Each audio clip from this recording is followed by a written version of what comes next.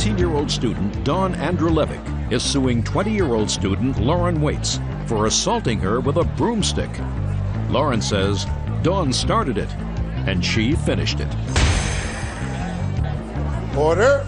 All rise.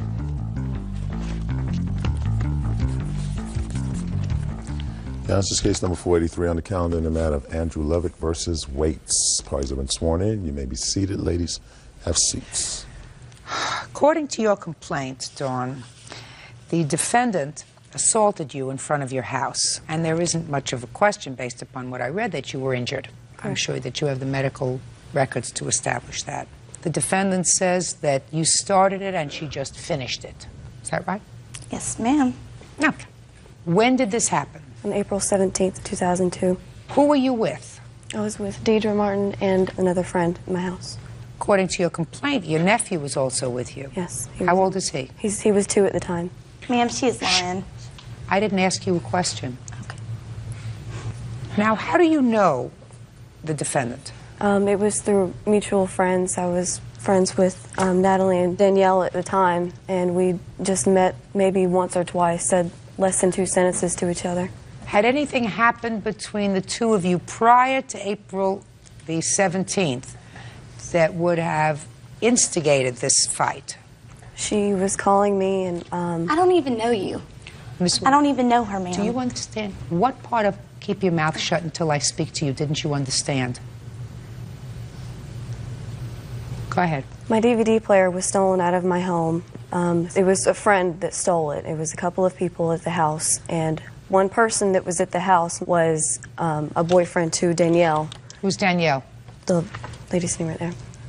When it was stolen, the next day I got a phone call from Lauren saying if I had turned anybody into the police for stealing my DVD player or getting anybody to beat them up, she would kick my ass. When was your DVD player stolen? I don't know the exact date. It was the month of March, the end of March. So right before this incident on the 17th of April? Correct. Did you report the stolen DVD player to the police? Yes. And did you name somebody in the police report that you thought had stolen it? I named one person who they found out actually did steal it. It was David that was there at the time. Now, how is David related to any of these people? He's not. He was friends with which was a boyfriend to Danielle. They were both there at the time when my DVD player was stolen. Okay.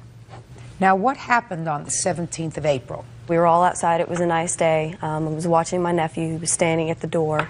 We saw a Jeep Liberty pull into the driveway with 2 males in the car. I didn't know who it was. Like I said, I had met this female once, and I didn't know what kind of car she drove, so I didn't know to go inside to call the police. She came out of her car. She got out of her car with this broom and came at me with it and started hitting me with the broom. Your Honor, why would I have a broom in my car? Is there something wrong with you? No, ma'am. I mean, is there something psychiatrically... She's lying. Is there something psychiatrically No, wrong with you? Have you ever been to a court before? Yes, ma'am. Then you know that we do things in turns. She's lying, though. And she is... Okay. I mean, if you are psychologically disabled, I would like to know about that. I'm not. I would like to know about that now because I would have to appoint a guardian for you, have someone speak on your behalf. If there is nothing wrong with your mind, then I suggest you listen very carefully when I say to you, you keep your mouth shut until it's your turn to speak. And trust me, you will know when it's your turn to speak. Do you understand? Yes, ma'am. Go ahead. She hit me a few times with the broom.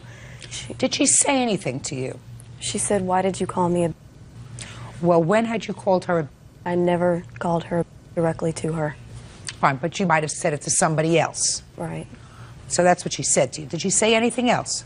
No, ma'am. She said, "Why did you call me that name?" I said, "I don't know what you're talking about." As soon as she said that, and she came at me with the broom, hit me a few times with the broom. I eventually got the broom from her, and I threw it, and she came at me and pulled my hair, and she eventually got me down on the ground. When she got me down on the ground, my forehead hit the concrete over here, and I had a couple of scratches on my back from the concrete, from laying on it. She was straddling me, and she was trying to beat my head into the concrete. While doing so, I screamed for Deidre to come over there and get her off of me, because there's no... Who's Deidre? Raise your hand. Deidre Martin. This little thin girl is going to get this one off you? I physically could not. Go ahead. I needed some kind of help to get her off of me. So I screamed for her to get her off of me. And as soon as Deidre came over and tried to pull her off of me, another person got out of the car, came behind Deidre, and picked Deidre up and tossed her. And as soon as that happened, Lauren got up, started screaming profanity, and got in her car and left. Okay, now, Miss White, I'm prepared to hear your version of the events of the 17th. I was over at my friend Danielle's apartment, and Dawn called because she's obsessed with Danielle's boyfriend, calling her and saying that the KKK is going to rise again, saying that all should be lynched in her front yard. And this made Danielle upset, so I took the phone. Just a second. When the plaintiff called, she called and spoke to this young lady. Danielle. And you did not hear that conversation. She was screaming so loud I could hear it. Oh, so you did hear it. Yes, ma'am. Go ahead. And after she was screaming and just calling her, just being so racist, that made Danielle upset and cry. So I took the phone and I was like, you really need to stop calling. She was like, well, why don't you come over to my house and we can settle this for all? So me, Danielle, and Natalie got in my Jeep. We rode over to Dawn's house. When I got out of the car, she runs up to me, starts calling Danielle and again, and spits in my face and calls me and pushes me down. So when I got pushed down, I got back up and she punched me, so I punched her back. That's what caused the confrontation. That's a lie. No, ma'am. She never punched you before you punched her. That's not what you say in your answer. Even if I believed your answer, you say she pushed you, not punched. Do you want me to show you what you swore to? I know. Do you want me to show you what you swore to? Because here you had lots of time to think about it. You say she pushed me. She pushed me. Well, then why did you just say she punched you? When she pushed me and I got back up, that's when she punched me. That's when the altercation started. I don't believe you. What?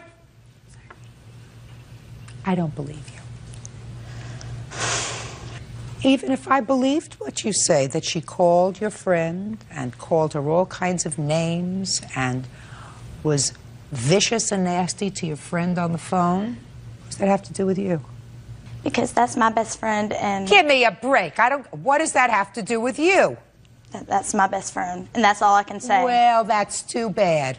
You mean to tell me that the story that she told me about you calling her in March about the DVD player is not true? I didn't even know anything about it. Oh, I don't believe that, my dear. I don't believe that, my dear. I wasn't even involved in the incident. How would I know anything about it? Listen to me. I don't believe that. Now, she didn't come to your house. You went to her house. And you were furious when you went to her house. Well, if you were... If I were what? If you were black and you got called in, would you be furious? I can't speculate, madam, but you're not black. But I'm not black, just a but second. My best friend is. That's her business. That's not your business. If I believe what you say, and I'm not sure I believe what you say, but let's say what you have told me is true, and if this young lady here feels as if she wants to dirty her hands by going over and saying to somebody who clearly is a racist, is vicious, is nasty, if she wants to sully herself by getting into a fight with her, that's her business. Or she can say, I feel sorry for somebody who's so stupid, and I'm not going to listen to this stupidity, and I'm certainly not going to do anything to debase myself by getting into a physical fight with somebody who is so stupid. Right? Yes, ma'am. You wouldn't think about doing that, would you? I thought about it. But you didn't. Excuse me? No, ma'am. Because you're too smart. Right? If that happened, then she's a fool. You have to almost feel sorry for her. I do. Right? Because she's so stupid. Very stupid. Right. That's not your business. That's her business. She looks like she can take care of herself. You just can't keep control of your temper. I could tell that when we were trying this case. You couldn't keep your mouth shut. You had no right to go over there. It's not your business. And you started it. Not her. You. She started it when she called Danielle and Nick. Oh, you're an idiot. You're a real idiot. You're not paying attention to what I'm saying to you. She did not start it with you. She did not call you. In my she face. did not. Listen to me. That's what started it. You started it. She couldn't have done it spit long. in my face. Madam, pay attention to me. What a moron. Pay attention to me. You got in your car going over there for the purposes of having a fight with her. You brought your two friends with you. If she had spit at you from where you were at your friend's house, you would not have felt it. But you were over there. You went over there for the purpose of having a fight. That's what you went over there for.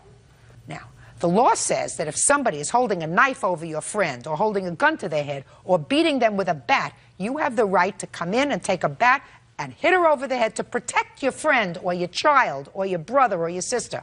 But because somebody is called a name, you don't have the right to go over there and start a fight. Do you understand? Yes, ma'am. Perfect.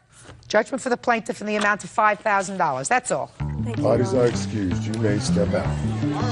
It's pretty upsetting that, you know, this girl can get away with calling my best friend a name. That really hurts me when you grow up with someone like that. I don't call anybody names. She wants to call me names, and that's her. She would beat me herself if I said names like that. I think what goes around comes around, and she'll get hers in the end. We don't even know her. I don't know why she cares what we think or what we do. Gonzalez and her husband Edward are suing Mary's sister, Nurse Joan Pulaski, for renting out their home without permission and then selling their household appliances. Order. All rise.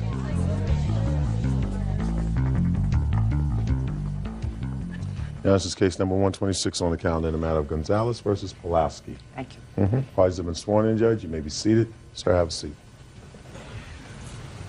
Is this your sister? Yes, it is. According to your complaint, some time ago you purchased a house for your mother. The house was in close proximity to where your sister lives. Yeah.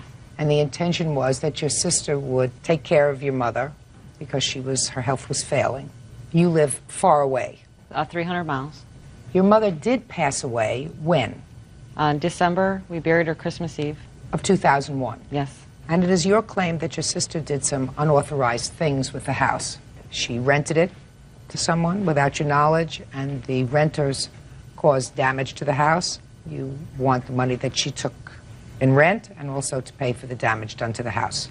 She also sold the appliances that we had in the house. Your sister says she made certain executive decisions with regard to the house. In whose name is this house titled? Ours, Your Honor. Is that correct? That's correct. You know, Your Honor, I originally thought it was my mom's house. As a matter of fact, I thought it was the sweetest thing they ever did was buy my mom a house as a gift. Just what? Okay. House is titled in your name? Yes, Correct, it is. Your Honor. Okay. After your mother passed away in December, what kind of communications did you have with your sister with regard to the house? When she agreed to keep an eye on the house and I gave her a key for emergencies, seeing it's in Chicago and it's wintertime, I was in constant contact with her, and I have a copy of my cell phone bill showing how many times I did call her, and it stops when she refused to start answering the phone. How come you hadn't put the house on the market for sale? We didn't Well- put it on for sale. No, we weren't sure what we were going to do with the house. Well, what were your options? Sell it, rent it. Okay. Was there any financial arrangement between you and your sister that you were going to pay her any money with regard to keeping an eye on the house? No. No. Now, when did you go to the house and find that there were tenants there? This was on April 12th, 2002. We had a chance or an opportunity to go there to check up on the house and find out why she hadn't been answering the phone. We walked in, I found the door unlocked. We found cars in the backyard. I seen my sister standing right there as soon as I walked in the house. And she's standing there with her hands on her hips, and she sees me. And the first thing out of her mouth was, "They won't pay me the second month's rent." It was amazing, unbelievable. You say there were appliances that were sold. What appliances were sold? Washer, dryer, refrigerator, 2 TVs, VCR. Air conditioner Air that came conditioner. with the house. We came in, everything was gone. When you came in on April 12th, everything was gone? Everything was out of the house. I asked her how come she did it. She says, I needed money. So then I confronted her about the house. She says, well, you weren't living there. And I says, we didn't tell you to sell anything. We didn't tell you to rent it. I mean, it's not yours to rent, and it's not your things to sell. Okay, I'll hear from you now. Your mother passed away in December of 2001. You were watching the house. So, tell me what happened. Oh, my sister says she saw strangers there. This is a friend of ours from grammar school. Her son needed a place to stay. The house was vacant, and I was in between jobs, so I thought I would make it a win-win situation. I would make a couple extra dollars. I was going to tell her, I didn't stop taking your calls. That's all made up. I never stopped taking your calls. Just a second. Just But, talk to me. Don't talk okay, to her. I'm sorry. But anyways, I just thought I was helping somebody. I really thought, my friend's son needed a place to stay. He just had a newborn baby. There's an empty place there. Nobody's in there. It's the middle of winter. I was going to rent it out, but then he was short on money, and he didn't have any money, and I wanted to wait to tell her until I had money. I was going to tell her, but I wanted to pay her. And I really Tell me about sold the appliances. because I needed the money. When he didn't come up with any money for rent, he gave me $200, and I needed to pay some bills too, and those aren't my sister's appliances. Those are all my mom's things. She may have bought the house that I thought was my mother's, but she didn't. Those are my mom's things.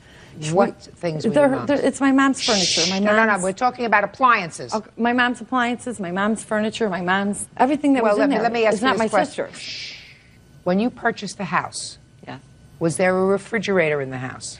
No, Your Honor, we had previously purchased all of these appliances for my mother before we even bought the house for her. She had those in her apartment, and we have receipts. You have her using our receipts. charge card No, to those pay are for the our items. receipts. No, just a second. Wait. You purchased those things for your mother Correct. as a gift Yes. for her old apartment. Yes. Right. Once you make a gift to someone, they're no longer yours. So if your mother moved those things into the house, those items of personal property become part of her estate. Don't belong to you. Are there two siblings, just the two of you? No, Your Honor. How many children are there? We have two others, but they're not involved in any of this. Well, I can't make any judgment with regard to the appliances. The appliances are not yours. Do you understand that? Once you purchased them for your mother and gave them to her for her old place, they became her property, not your property anymore. The fact that your sister sold them is wrong, but it's not just you that's involved if you have two other siblings, because if you wish to make a big deal about it, then what you do is you have to get all four siblings, decide what the property was sold for, and each of you would get 1/4 of that.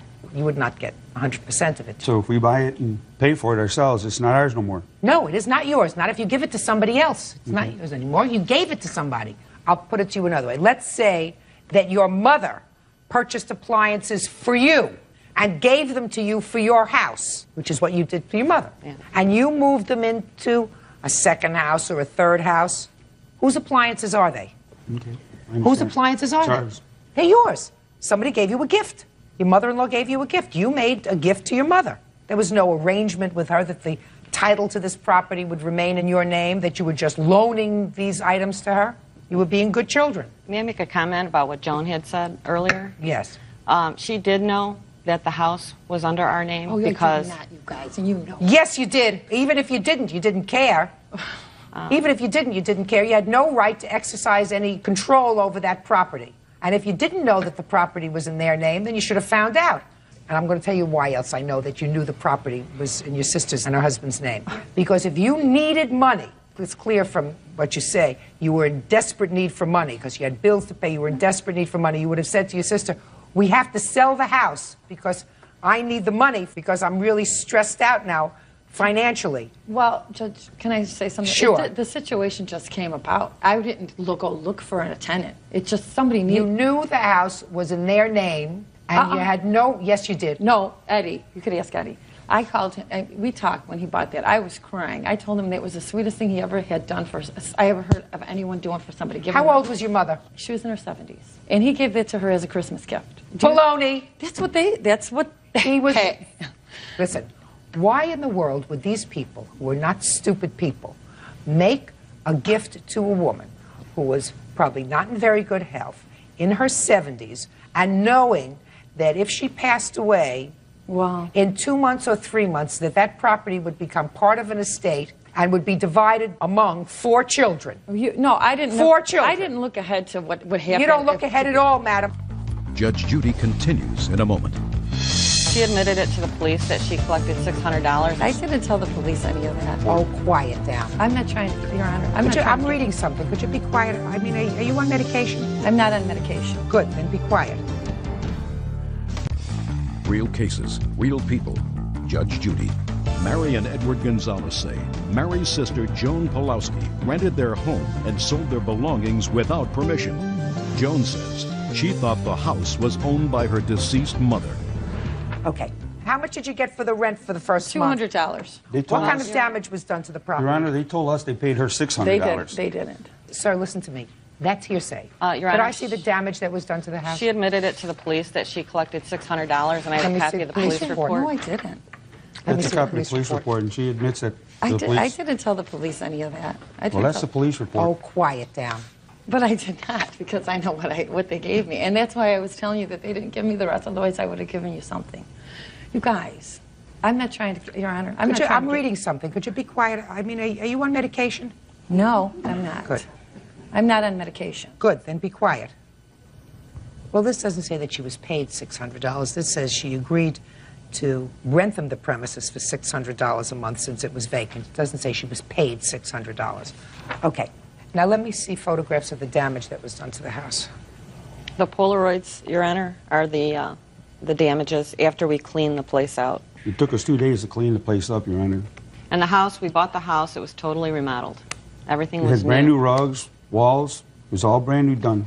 There's holes everywhere. The rugs were totally trashed. Your Honor, my mom lived there for a little while, too. It's not like it was brand new. Your Honor. How long was your mother there? Just 2 weeks. But we were all, my 3 kids were there, too. And Well, if your kids were there and your mother was there for 2 weeks, then you're responsible for this damage. Well, maybe, I don't know exactly what damages they saw. I didn't see it all, but I know Well, that I'll show you. I know the carpets weren't clean. I know that was one of the things she saw. There were but brand new carpets, Your Honor, when she moved those in. carpets were not clean when I gave my friend the key. Well, then your kids made a mess of the carpets. I'm sorry. Well, then you pay for it. I could have cleaned it. I own a carpet cleaner, but they wouldn't allow it after I... Show this to the defendant, please. She's You know, outrageous. Your Honor, You're outrageous. really, this is a little bit going overboard. My mom would be very outraged that we were in court about this. That's probably true. Your behavior was outrageous. And then, Your Honor, I ran out of film, and I couldn't photograph the screens on the windows. They're either missing or split, broken. Listen to me. She didn't take care of your property. You weren't gone very long. From December 2001 until April, we're only talking about 4 months. Well, in 4 months, they made a real mess out of the premises, because I believe that at the time that your mother moved in, you would not have moved your mother into a place that was not immaculate. Right. Well, you know, these people, they were only living there a month, Your Honor. That damage was done in a month. They busted the back door. They busted the bathroom door. I see. Totally Yeah, trashed it. I see. And I see what you're suing for, which is really pretty minimum, $3,900. It cost you more than that to clean up this mess. All right. It's very unfortunate. I'm sure your mother would not like the fact that 2 sisters are in court fighting with each other over this kind of thing. But your actions were absolutely 100% wrong and inappropriate. How much did you pay for this house? $70,000. I think you ought to sell it. Probably be a good idea if you sold it. I agree. Yeah, you don't want to live too close, because you never know. If you're not there, you're an absentee person. Your sister might get angry with you one day. You never know what's going to happen. In any event, it'll cost you at least $3,900 to put this place back in order. That's what you're suing for, judgment for the plaintiff. That's all. Parties are excused. You may step out. My mother would be rolling over in her grave right now. She's not family. She did not do what family does. I think my sister's making a big deal about it. It's a big baby. She's a user. We could have worked this out together, but no. Personally, I'll never have nothing to do with her. Don't fight over money. It's not worth it. Commercial fisherman Harry Burroughs and his wife Beth are suing their deceased son's friend, 25-year-old construction worker Cameron Britt, and his mother, Judy Britt. The Burroughs claim Cameron refuses to pay back a car loan. Order. All rise.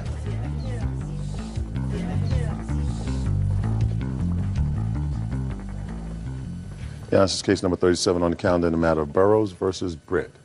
Parties have been sworn in, Judge. You may be seated. Mr. and Mrs. Burroughs, it is your claim that you loaned the defendant. You're not a party to this. Could you have a seat, please? That you loaned the defendant $3,000 for the purpose of purchasing a car, and that he has not repaid that loan.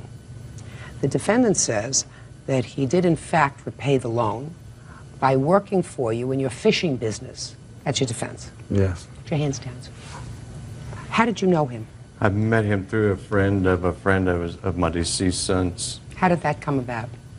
It just happened through because of my deceased son's friends, were coming over to support us over because of his tragedy of his death. When was that, sir? Be a year, June 12th. Be a year. And tell me how this car loan came about.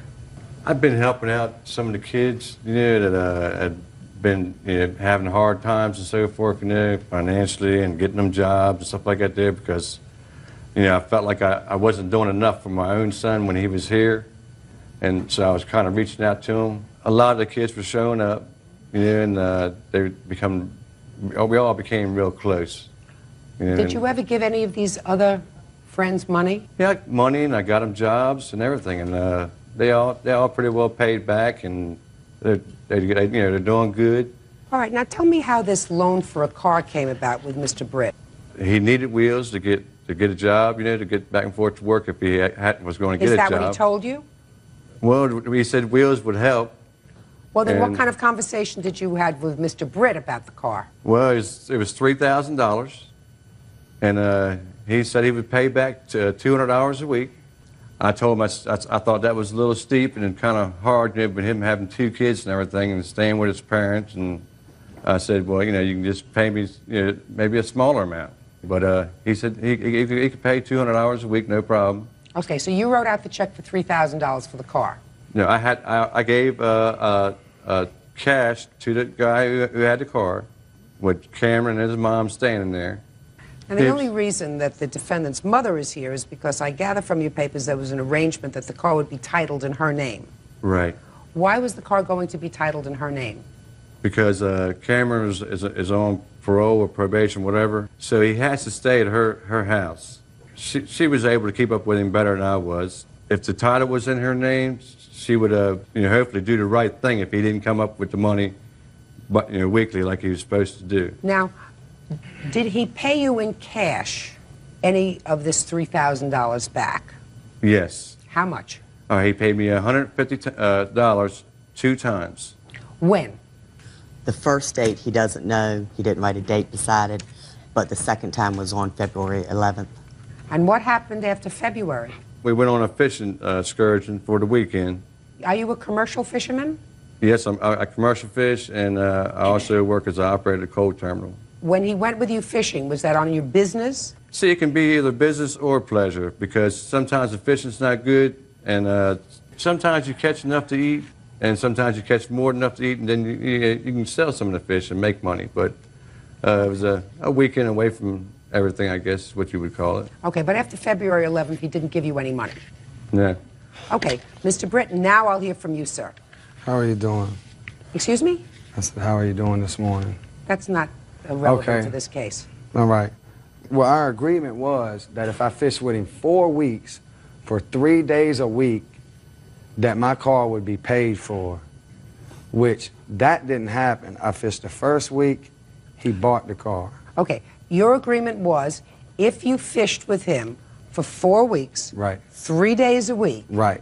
then the car would be paid for, Exactly. and in effect, you would be making $750 a week. I should have been earning more than No, that. no, but that would mean, Right. based upon your statement, Right. working 3 days a week, Right. 3 days a week, that you would be earning $750 a week, Right. or $250 per day. Yes, ma'am. Okay, so you say that was your agreement. Right. Did you fish with him for the 4 weeks? The first week I fished, we come back. He bought me the car. We was leaving to go fishing that next Wednesday. That same Wednesday morning, he gave me the $3,000. We went to the place. I bought the car from who I bought the car from. So I fished that second week with him, 3 days. We come back. The next week we go down Wednesday.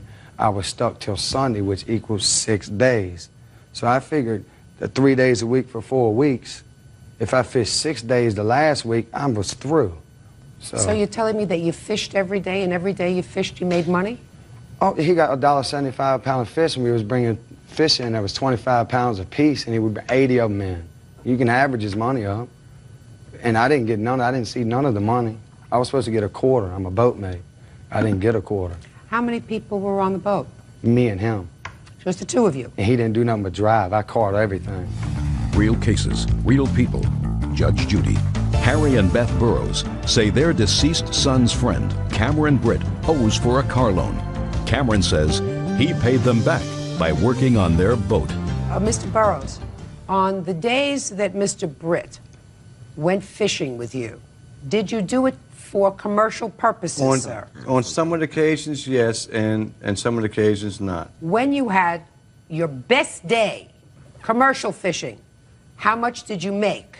The best day, around $1,200. How many days did Mr. Britt fish with you when he was not paid? We probably fished together 7 or 8 times, and there was never agreement on paying him anything. You know, anything I was to give him was out of my pocket, out of the kindness of my heart. No, I don't believe that's true. You know, Mr. Burrows, listen to me. I don't believe that that's true. I don't believe that that was his understanding. Why would anybody who needed money go out to work with you and not expect any kind of compensation? He didn't have a job. He wasn't doing anything else. Can I Well, say where did he get the money to give you the $300? probably Social Security that he gets for his 3 children because their mother is dead. I would assume he gets Social Security. I don't know. He for wouldn't them. get them unless he had the children with him. He does. The mother is dead. I raise my kids, but she gets all that money. I don't get none of it. Okay, but he gave. Now you gave him, Mr. Britt, according to Mr. Burrows, $300 in cash. I've given him no money. No, I don't believe that. Listen to me. I do not believe that you didn't give him $300 in cash, sir. I ain't signed nothing. I don't care what you said you didn't sign, Mr. Britt. The plaintiff would not say you gave him money if you didn't give him money. That would be stupid of him to say. I didn't give him no money. Yes, you did. Yes, you did. You know what your problem is? Your problem is you're trying to make a case that this was for barter, and you feel as if you gave him any money that would take away from your case, but that's not necessarily true. What is true is, since if I don't believe you about something that you say to me, I tend to disbelieve other things too. Right. So there would be no reason for him to lie and say you gave him some money. The reason to lie, I don't know either. But I gave him no cash, none at all. Really? I wasn't working. You just heard the man. I got the car out of work and I had no money. I lost my job for fishing with him. I was working at Superior Structures, and because I fished with him, I lost my job. Okay. Can I say one more thing? That during the fishing part of the time, we were friends, but the car come to me for working. I never had a deal to pay him no money. Where the money come up is the last week when he didn't have nobody to go fishing and make him another $15,000. He got mad. He threatened to burn my car. My car was keyed up. Somebody punched the hood. I bought the car because I liked it, and I got the bill of sale where I had to go sell my car and buy me a $300 car, and him himself has called my cell phone. I should have bought it with me. Threatened to burn my car. He's angry. Well, I understand he's angry, but I paid he's for angry. the car. All right, good. I'm ready to make a decision. Judge Judy continues in a moment. And later today, he got violent and had to be thrown out of my house by a police officer. And throughout our relationship, he's hurt me. Listen, you mean you're talking about throughout the 2.5 or 3 years you were living together? Yeah. Then you don't get paid for that. You end the relationship, you don't get paid for that. real cases, real people. Judge Judy, Harry and Beth Burrows say their deceased son's friend, Cameron Britt, owes for a car loan. Cameron says he paid them back by working on their boat. Mr. and Mrs. Burrows, I think that you probably tried to do a nice thing for Mr. Britt by laying out this money for him to have a car. And I think that it is unreasonable to assume that Mr. Britt would invest days of his time without compensation in your commercial fishing venture where, according to you, you made probably $1,200 a day, sometimes more, sometimes less. Sometimes nothing. Lots of times Sometimes nothing, but that's not his fault. That's not his fault. He's not your partner. So according to you, Mr. Burrows, he worked for you fishing about 7 times. And I am gauging 7 times at the rate of $250 a day. And from the $3,000, I am deducting $1,750, which leaves a balance of $1,250 that he owes you. Now, I would ordinarily deduct from that the $300 that you say he paid you, leaving $950, but Mr. Britt is insistent that he didn't give you any money. I didn't. So I'm entering a judgment in your favor in the amount of $1,250. That's all. Parties are excused. You may step out. Well, I think they were crazy. I tried to help out somebody in need. Told me he was gonna burn my car. He made an allegation of burning my boat. He's trying to put me back in prison now. He's got all other kind of charges on me. Sometimes the good guys just don't finish first. Cosmetologist Noelle Eskridge is suing her ex-boyfriend, janitor Jackie Curl, for several unpaid loans and for damages from an assault. Jackie is countersuing for mental anguish and harassment. Order. All rise.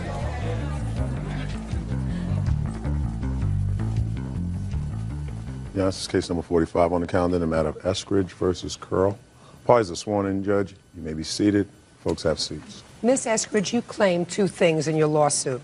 First, you claim a couple of small loans to the defendant to help him out with rent and stuff. And you were his girlfriend, according to you. And then you say that at a party, he became enraged about something, threw something at you, and cracked your head open. Mm-hmm. Your head had to be stapled together. You want him to pay for your medical bills, your pain and suffering. Mr. Curl says he has the clue as to what you're talking about. How do you know him? In November, my neighbor called me, and she told me that him and his girlfriend have an apartment underneath me, that his girlfriend had kicked him and his 4-year-old out at 4 o'clock in the morning, and could I help? I had previously helped her, 3 other people, referring them to the manager. She's my friend, to get apartments, so she knew that I would help. He was staying with my friend's house. I gave her like $60 for rent for him and his baby to stay. For him? Mm-hmm, and his little girl to stay. Okay. But anyway, after that, in December, he got an apartment in our building. I went to the manager and begged for this apartment. Okay, and what other money did you give him? $65 for food one time, $100. He broke out his girlfriend's windows in her apartment on New Year's Eve because she was in the house with one of his friends, and he busted out all the windows, and they were going to evict him. So he asked me, could I help again? Because he was going through a custody thing with this baby, and me and her just hit it off right away, this little girl. I said, yeah. I gave him $100. Did he ever say anything about repaying this money to you? Yes, ma'am. He told me as soon as he got through with the custody stuff, on which would be the 16th of May, with his daughter, he would start paying me back this money. Now tell me what happened with the assault, Miss Eskridge. He was having a get-together, and I thought it was kind of rude since I helped him out that he didn't invite me. I went to the balcony. Were you dating him at the time? Yes, he started wanting me to date him as I was helping him. Well, did you date him? Yes, I did, yes. For how long? Up until... how many weeks did you date him? About 8. 8 weeks. Okay, so you dated him for 8 weeks, and then he had a party and he didn't invite you. Mm-hmm. So you went to the balcony of your apartment or his apartment? His. So you went to the party even though you weren't invited? I went to the balcony. I didn't go inside. I didn't go inside. I just went to the balcony. He was standing out there just to talk to him. And what happened? I asked him something. We started arguing. Next thing I know, looked down. He had something in his hand. But as soon as I saw it in his hand, I was hit and bleeding. That's how quick it was. And what happened as a result of that injury? I had to have my head stapled. They stapled my head together. You have the medical records? Can Yes, I ma'am. see them, please?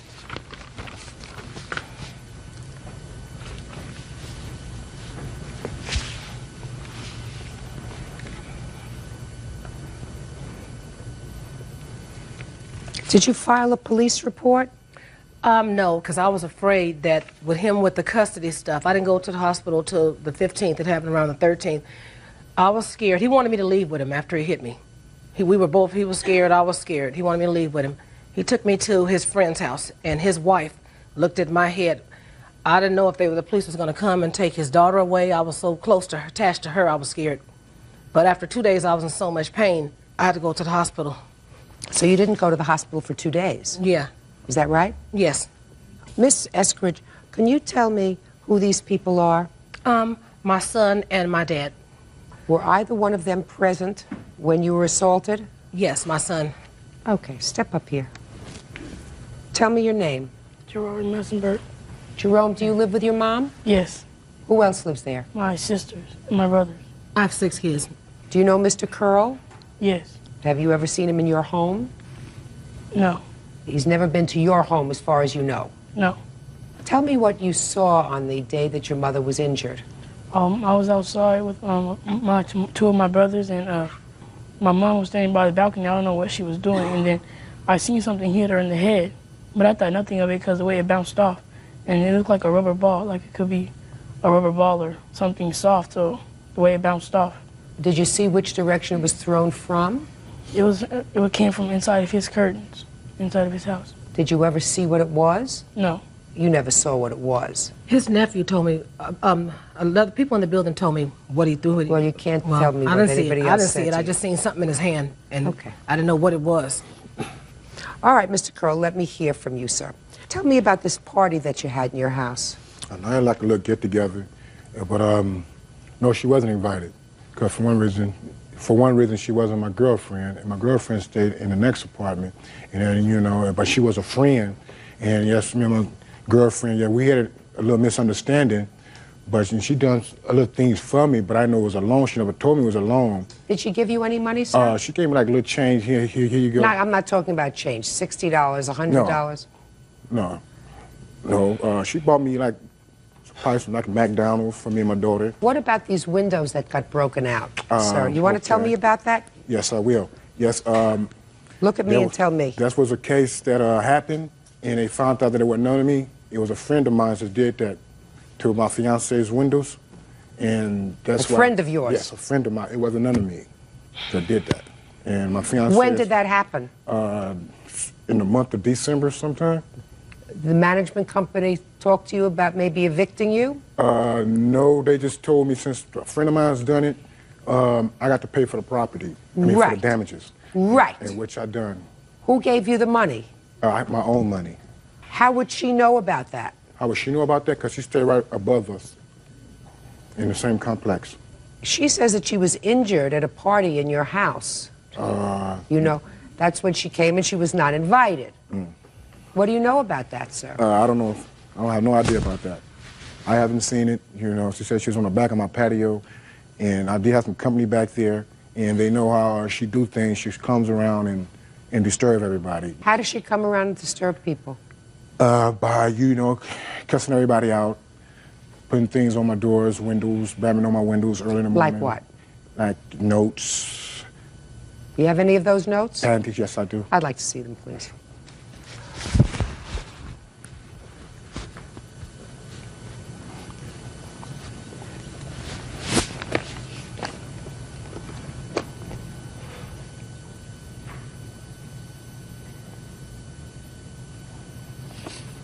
Miss Eskridge, why do you put these notes on their door?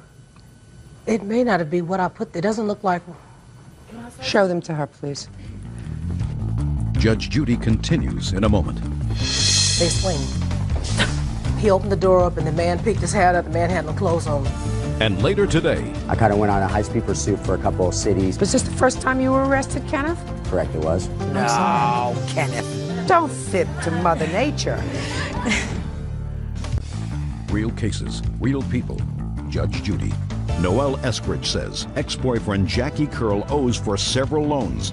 Noelle says she received staples in her head from his assault. I'd like you to tell me why you put those notes on the door. Okay.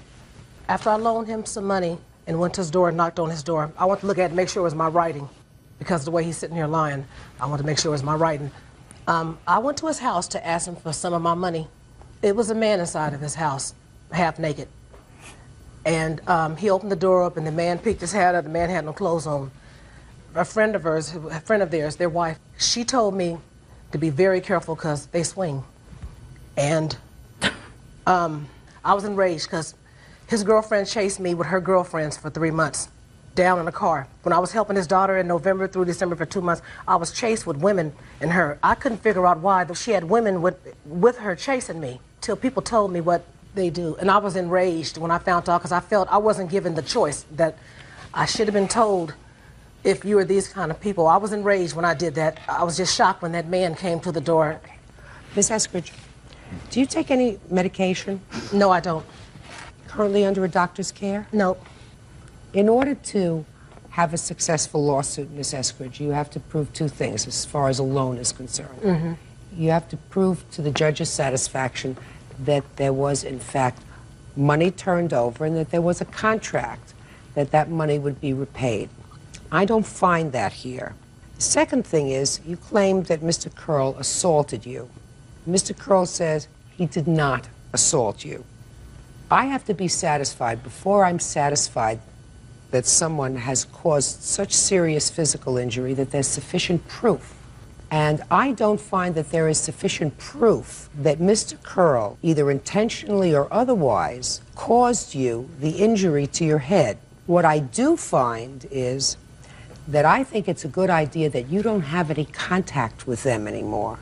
Not leave notes on his door, not leave notes on her door, because I don't think it's good for you. No. I think if what you tell me is true, then you made a mistake in judgment as to someone's character. Mm-hmm.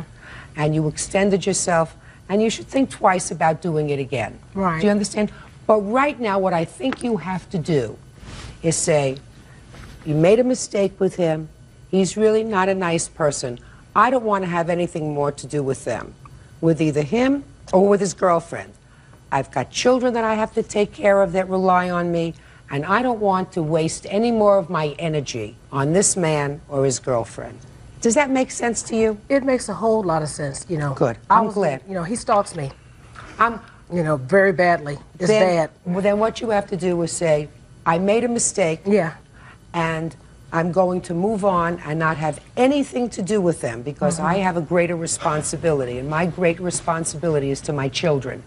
And I have to be mentally alert and healthy for my kids, and I don't want to take anything away with people who aren't nice. So don't have anything to do with them anymore. All okay? right. All right. Good. Thank you. Thank you. Parties are excused. You may step out. I just think it was outrageous because he asked me to marry him last Wednesday. I was dealing with a woman that's kind of, you know, maybe can be fatal. He's crazy, and he needed to pay for what he did. Wannabe girlfriends need not to be posting notes on other women's doors and panties, because they won't be so nice next time. And now the next case. All parties in the matter of Reininger versus Lignar. Step forward, please. Nurse's assistant Eva Reininger and her husband, mechanic Raymond Reininger, are suing their neighbors, landscaper Brad Lignar and his wife Deborah. The Reiningers claim the Lignar's dog, Sammy, destroyed their backyard. Mr. and Mrs. Reininger, it is your claim that the defendant's dog damaged some property of yours. Tell me about that. Somewhere around the second or third week of February, we found the dog wandering around our home. What kind of dog was it? Black Labrador. We saw he had a tag on with a telephone number on it. So we took the dog in, and I made a phone call. The phone number that we called was disconnected. I looked on the computer on a reverse directory, and I found the address. We went to the home. We noticed that there was nobody home. It was about a mile away from our home. And we had left a note that we had found the dog. And you kept the dog in your house? In our backyard. We have 2.5 acres fenced in. 2 or 3 days, we kept going back to see if anybody was there. We had also called animal control to let them know if anybody phoned in that they had a missing dog, that we had him. Finally, on a Monday, I had gone by the house again, and there was a car in the driveway, and I asked them if they were missing a dog, and Mr. Lignar said, yes, you have my Sammy. And they have a big fenced-in yard, and he said, our problem is he keeps jumping out. At that point, I said, would you like to come and get him? He says, well, where do you live? I said, about a mile down the road. At that point, he said, no. He says, just open the door, let him out, tell him Poppy's home, and he'll come home by himself. So I was on my way back, and then I saw Mrs. Lignar coming to get the dog. So we stopped in the street. The dog went and got in the truck with her. Okay, so she actually then came to the dog. Yes, she was on her way there. A week, 2 weeks went by. All of a sudden, we look in the backyard, and there's Sammy scaling our fence in our backyard, and now he's got a longer piece of chain attached to him. So he was with us again for a couple of days, and by now he had started. Did you call them again? Yes, we did. We tried calling, and nobody was answering. So at this point, I was starting to get a little fed up, and I said, this is ridiculous. They had told us the last time that they had gone to Daytona for 4 days, and apparently the dog was left unattended for 4 days while they were away. At this point now, I had already contacted the humanitarians who I work with. I work with Animal Rescue, and I work with several animal organizations. They were all willing to come and take Sammy if they did not want him. Now, we started noticing he was digging huge holes in the backyard, and he was digging out our shrubs. And now he was at the point where he was jumping over our fence and jumping back. Then we had a phone call. We had a message on our answering machine from Mr. Lignar saying, I know that you have my dog. I'd like you to bring my dog back. So we brought the dog back, and I guess my husband met with Mrs. Lignar and said, your dog has done several $100s worth of damages to our shrubs, our hedges, our fences, our bushes. You need to have someone come over and take a look at the damages. Well, they never came back. Well, Sammy must have come back 2 or 3 more times and kept jumping over our fence. At one point, we had him in our screened-in porch while he went through our screened porch. It's 2 years old, and it was custom built. The final straw was 2 o'clock in the morning. He came over our fence again, and we have a doggy door because we have 4 dogs of our own. Well, he came in through the doggy door, and he jumped into bed with our 4-year-old and our 2-year-old and scared the living daylights out of them. And to this day, we cannot get our kids to sleep in their own bed because they're terrified that this dog is going to come in and scare them. Real cases, real people. Judge Judy. Eva and Raymond Reininger are suing their neighbors, Brad and Deborah Lignar, for damage to their backyard. The Reiningers say their dog, Sammy, is the culprit. Go ahead. We have estimates. We have pictures of the damage of what the house looked like before Sammy, after Sammy. And what we did was we just went to a local gardening store and got estimates on how much it would cost to replace the plants and the shrubs. And we got an estimate from the people who did the screen on how much it would cost to repair. Let me just see your estimates. These are the before and after pictures of Sammy. And these How are old the was estimates. Sammy? I believe they told me at the time that he was a little over a year old. Okay, who's going to speak for your family? Me, Your Honor. Okay, I'd like to hear you. Well, the dog got loose when we were in Daytona. My daughter was coming over to feed my animals.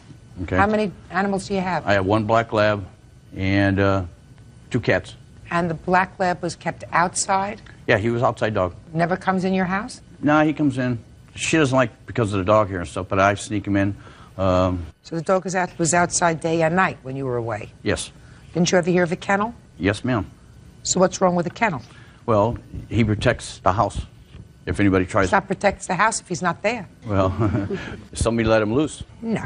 Oh, yes. Well, they didn't let him loose. Well... They didn't let him loose. One of the neighborhood kids has let him loose before. You know, so if you know that that happened before, then you should have taken steps and used a kennel. Well, what I can't understand is they said Sammy turned around and broke the chain. Well, I have the dog's chain right here. Well, we didn't have a ghost dog. It was your dog. Yes, ma'am. They did not go and get your dog. So why didn't, when they presented you with these bills, why didn't you take care of them? I wasn't home at the time. Well, what makes you think you're not responsible for these bills? I don't see it's my dog's doing it. You know, maybe once or twice, but, you know, they have pictures every day that they said it was my dog. There's neighbors got other black labs, and they have a female black lab. So? Now, how do I know their dog didn't do it? You don't, except that they say so. Did the Chronicles ever call you and indicate to you that they could place the dog? No, she did not. If she did, she got somebody else's phone number. Well, let's go back to the first time they came. Mrs. Reiniger says that the first time she came and said she has your dog because she had to go and find you, you said, well, just open the gate and tell him Poppy's home and he'll go home. Does that sound right to you? No, I told her, I said, where's the dog at? She says, my house, chained up, in her backyard. Well, if you were going to get rid of a dog... So what did you tell her to do? I told her, unchain the dog, tell him to come home, he'll come home. If not, I'll come down and get him. Is that stupid? No. I mean, is there something wrong with you? Your dog's been missing, you're gone. Somebody, total stranger, goes to the trouble of finding out where you live. This was the second time. I'm talking about the first time. Finding out where you live, coming to your home and saying, we have your dog, we've taken care of your dog while you've been on vacation in Daytona. Okay, we've taken care of your dog and protected your dog. Wasn't hit by a car, was fed, was cared for. And instead of you getting into your car and going over there and saying, thank you very much, I'm sorry for any trouble or inconvenience, you say, oh, just open up the door, let him go, tell him Poppy's home. What's wrong with you? I don't know where she got this Poppy stuff from. Probably from you. No, you're wrong. Yeah, right. And it kept happening again and again and again. So clearly, something was wrong with the security system that you had, unless you believe that these people came and stole your dog out of you. They might have done that, too. Are you under psychiatric care? Yeah. Huh? No. Are you under psychiatric care? You on any medication? No. And then you're just being a smart mouth. Where is Sammy now? How is it that he hasn't been back to your house in how long? It's been quite a while. Where is he now? She had him, my wife had him. Put to sleep. Why did you have him put to sleep? While all this has been going on, I had taken Sammy to get him neutered. And when I took him in to get him neutered, he was diagnosed with heartworm. So I had to have him put to sleep. You don't put a dog to sleep who has heartworm. You treat him. No, they said it was too They said too he far was gone. into the advanced stages, so. Well, if he was in the advanced stages, it means you weren't giving him heartworm medication, which you're supposed to give your dogs. That's what dogs get, heartworm pills. So you don't, especially they're outdoor dogs. Why weren't you giving the dog proper pills? We were. If a dog is getting heartworm medication regularly, they do not get heartworm. Unfortunately, Mr. and Mrs. Reiniger, you're only suing for $470. I say that unfortunately because these are the most irresponsible people that I've met in a long time. That's just damage to your yard and your property and not for the trauma that Sammy caused when he just came into the room. He didn't hurt your children, but he came in the middle of the night. Your lawsuit seeks $470. Judgment for the plaintiff. Don't get any more dogs. Parties are excused. You may step out. They're still in their house, so they want to re-landscape. I'm surprised they didn't ask for a new paint job. If they did indeed have the dog put down at a vet, I'd like to know what vet, because we were told that it's possible that they had the dog shot and put down that way. She lied. The sheriff came and he saw this dog actually scale our fence. He said that the dog had done some damage to a door and that he had destroyed some bushes at their home. The dog had come into our house and scared the kids, and they wouldn't sleep upstairs in the bedroom anymore. How do I know that my dog went inside there? How do you go away for 4 days or 3 nights and leave your dog alone? They lied a few other things. I just hope that nobody ever lets them own another pet. It's a big scam. Irresponsible people should not be pet owners. Case 3052, Getsop versus Thomas. All parties please step forward. Poopy Getsop is suing her former roommate, Tabitha Thomas, for medical bills, a false eviction, and emotional distress. Miss Newstop, Get off here. you were looking for a room to rent. Yeah. Why? Basically, I didn't have, a stable place where to live. How did you find the room? So we were working together. Where? Heimat. It's a very luxury gym. So you met each other at work? Yes. And you found out she had a room? Exactly. And you went to look at the room? Yes. When did you go to look at the room? The beginning of November. November of 2022? Yes. Okay. Looked at the room and you decided to take the room. Yeah. You took the room, you moved in November according to what I read, and you paid the first month's rent in December? Yeah. Okay. Did you have a written lease? That's a yes or a no? No, because she asked me not to worry about it. So I trust her. Just a second. That's a no. You did not have a written lease. No, I do not. When did you move out? December 31st. You moved out on December 31st? Yeah. And you paid rent for the month of December? Yes. So you lived there 1 month, you paid for 1 month? Yeah. And you had no lease? Look, Poopy Getsop claims her former roommate, Tabitha Thomas, owes for medical bills, a false eviction, and emotional distress. Now, this is your claim. You claimed that her dog bit you. Yes. And you had some medical bills. Yes. And you want to be compensated for that. Yes. You're also suing for a lot of emotional distress. Correct. Because she told you had to leave because you didn't get along with her dog. Exactly. Yeah, that's not happening. So we're going to concentrate here on the dog. When you moved in to the room, did you see the dog? Yes, my honor. Okay. And on what date do you claim the dog bit you? It was on December 9. 12/9. And tell me how that happened. So I was in the room on Zoom meeting with my professor, and then the other roommate with who I shared the room with, she came in the room with the dog. The dog wasn't in the leash. The dog jumped on me and he bit me. Where? So, right here. I still have the scar here. I still have the scar here. Got it. My honor, it was so hard. I was bleeding. I tried to push the dog to escape the room. I went to the other room. Just a second. The dog bit you. Yeah. Was this the other roommate? Yes. When did you go to see a doctor or an emergency room because you say the dog bit you and there was a lot of blood? The next thing I'd like to see is the record from an emergency room or a doctor. For emergency room. Sorry. Well, you went almost a week later to the emergency room. Yeah. Just a second. You went almost a week later. Patient presents with a chief complaint of a bite wound of the upper left extremity, left elbow, and right extremity. What happened to your elbow? So after he bit me and I was trying to escape from him, he scratched my hand too. You showed me something on your leg. The first thing that urgent care notes is chief complaint is a bite wound of the left upper extremity, left elbow. You didn't go to the doctor for a week after the bite. No, because I was okay.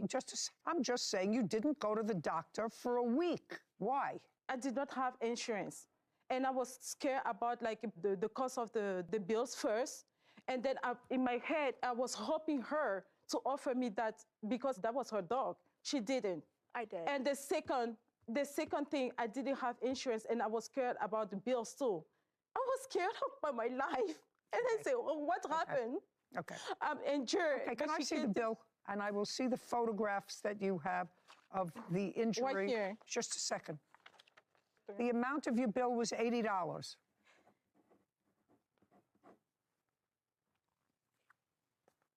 When did you take these photographs? I took that the same day. Is this your leg where it's already black and blue? Yeah. Just a second. This is your leg where it's already black and blue, and there are three little that look like scratch marks. That's what it looks like. Looks like three little scratch marks if it was done the same day. Okay. Tell me what happened when the dog went in. When the dog went in, he went to sniff her because she had lived there about 13 days. He wanted to sniff her. Every time that she would walk in, she would physically push him away like this. So she was afraid of him? Because she was afraid of him, which she did not mention when she moved in. Don't get into a whole drama here. Okay. This whole thing is worth $80. Yes. Okay? So the dog went into her room. The dog went into her room. He went to sniff her. She did the thing where she screamed, pushed him away. He went like this on her. He did, I think, hit her leg with his nails. Like, look at his face. Like, there's no way he would have. Okay. So then when she was screaming, I pulled him away.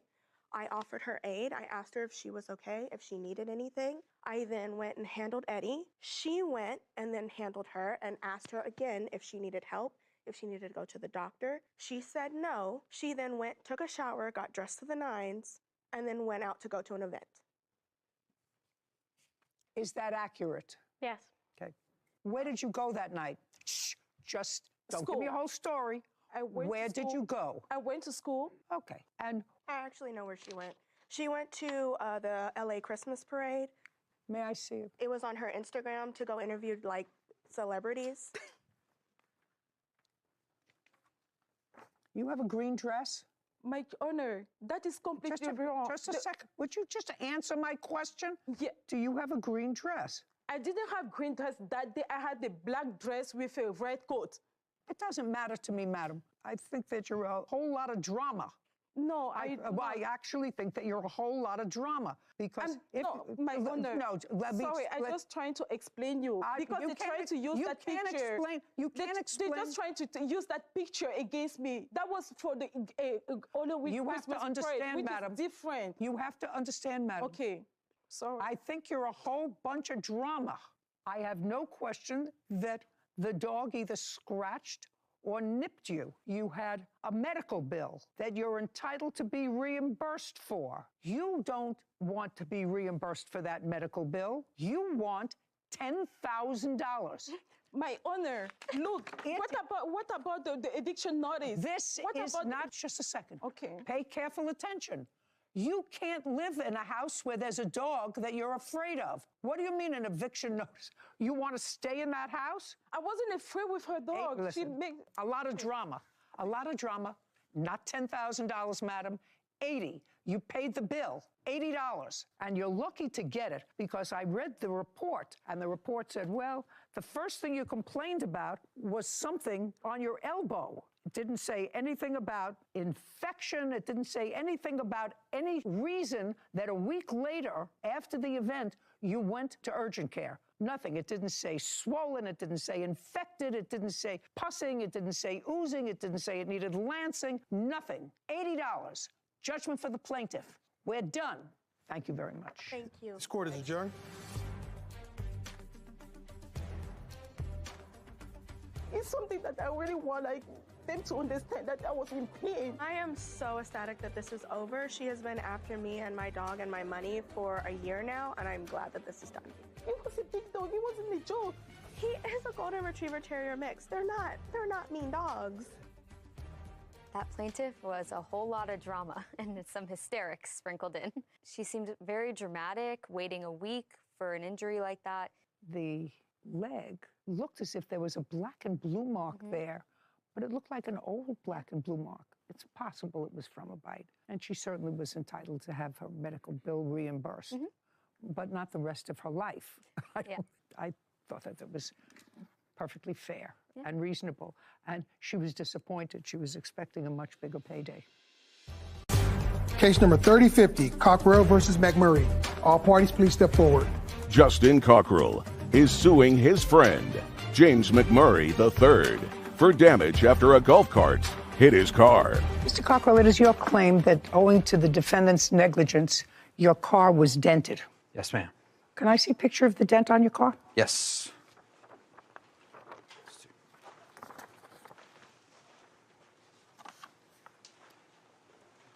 Yeah, that's serious dent. Okay, let me understand the theory of your case. Mr. McMurray is a friend of yours. I assume you were there as well that day? Yes, ma'am. You were all having a pleasant afternoon, having a couple of drinks. Were you watching a sporting event? We were watching golf. At whose house were you At watching it? Bubba's house. Your house? Yes, ma'am. How many people had golf carts? 2. I drove my car over there. Everybody else lives in that neighborhood, so they'll drive their golf carts. And Mr. McMurray, what time did you get to the event? I got there around 2:30 that afternoon. And did you bring your golf cart? I sure did. You drove your golf cart.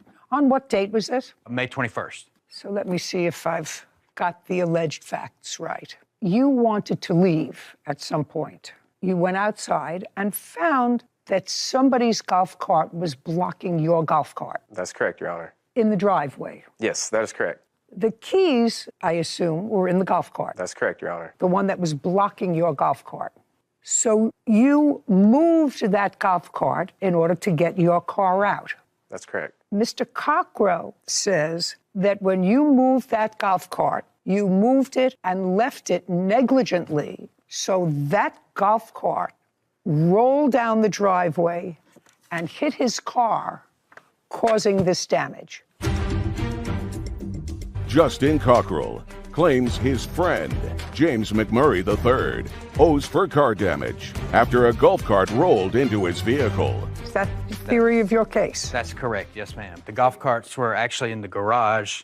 I had parked parallel to the garage, so when the cart rolled, it rolled out of the garage and into the side of my car. Okay. And you, Mr. McMurray, don't deny the fact that you moved somebody else's golf cart. That's correct. And you don't deny that that golf cart that you moved caused the damage to his car. When I got back to the scene, the cart had hit the car. So those are acknowledged facts. You moved the golf cart. As far as we know, you were the last person that touched that golf cart. That golf cart caused this damage, and he wants you to be responsible. So now, with those agreed facts, which really makes my life so much easier, I want you to tell me why it's not your fault. Your Honor, when I moved the golf cart, it was blocking my cart. So I moved it to the left of mine. So when I put the brake on the golf cart and walked behind the golf cart to get back to my cart that was right next to it, and I backed up, took my time, making sure I didn't hit the car in my golf cart, I turned around and I head to my house. At what time was that? I'd probably been there 45 minutes, so 3:15. And you went home to do what? I went to go home to take care of my dog. What did you have to do to take care of your dog? I needed to let him outside to use the restroom. Did you? Yes, ma'am. And then what did you do? Then you came back to the house? Then I came back to the house? Yes. So would you say you were gone 10 minutes? Yes. So now you're gone 10 minutes. Just let the dog out. Now you're gone 10 minutes and you come out and you find that the golf cart that you moved, without anybody's permission, by the way, you didn't ask the owner of that golf No, cart I did if you not. could touch it. The keys were in it. Well, if the keys are in a car, sir, and you pull up in front of the Piggly Wiggly and The keys are in a car, but it doesn't belong to you. But the car is sitting right where you want to put your car to put your groceries in. And just because the keys are in the car doesn't mean you can drive it, right? Right. So without permission, you got into somebody else's golf cart and moved it. And within 10 minutes, his car is damaged. That's correct. So give me a theory, sir, of what happened that you're not responsible for. Like I said earlier, Judge, I moved the cart, parked it, and I walked behind that cart. If this cart is what they're alleging rolled back on its own, then wouldn't it have hit me when I walked behind it, getting into my cart? Maybe it needed a nudge from the wind. Maybe it needed something else. But that's not the kind of intervening act, sir, that gets you off the hook. Well, doesn't get you off the hook. okay. I'm going to give you an example, my favorite example. Many years ago, I tried a case that changed my life to a minute degree forever.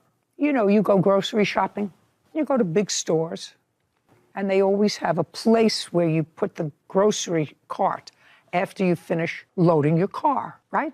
Put them here. So this particular case was about a woman who went shopping and she had a big load of groceries and she unloaded the groceries in her car and then do what some irresponsible people do. They just leave the cart there. Cart can roll, cart, could be touched, whatever. And the cart rolled into another car and caused damage. The defendant's defense to that case wasn't her, it was wind, which is an act of God. Wind came and blew the shopping cart into the plaintiff's car. Well, the wind isn't an intervening act because if the shopping cart had been put into its place, wind, rain, frogs, hail, nothing would have happened to the plaintiff's car. We understand each other? We do. That's actually not the punchline of this story, because after all, we're just dealing with a dented car here. After that case aired, because I was doing it in the television courtroom, I was shopping in Publix in Florida, and I unloaded my groceries in the trunk of my car and was going to leave the shopping cart there. And 3 women got out of a car together who had clearly seen that episode and stood there with their arms crossed waiting to see if I was going to put the shopping cart back where it belonged.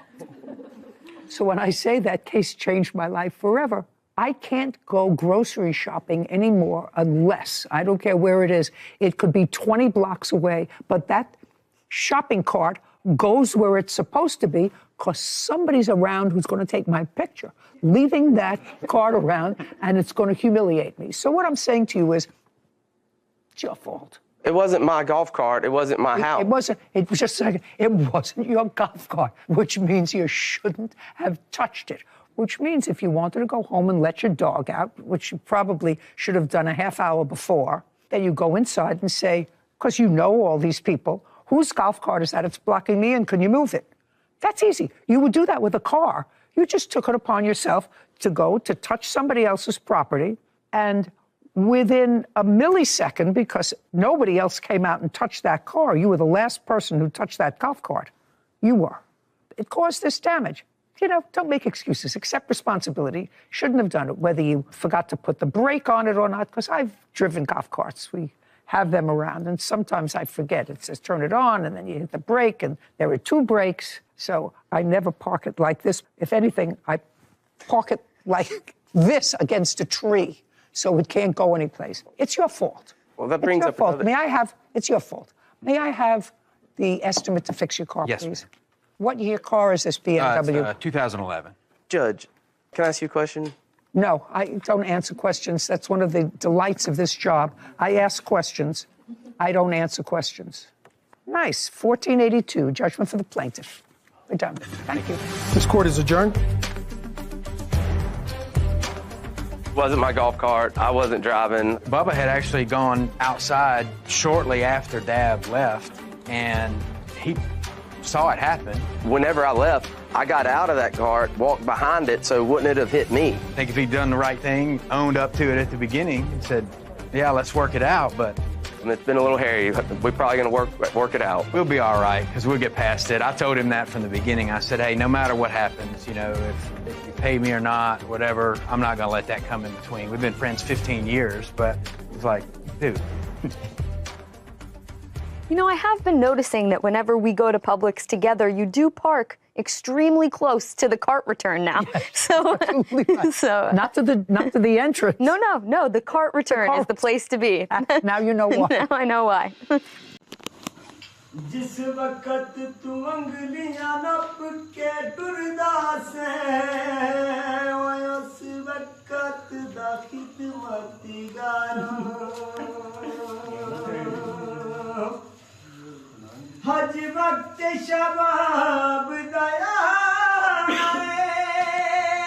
गल भुल गई है सरकार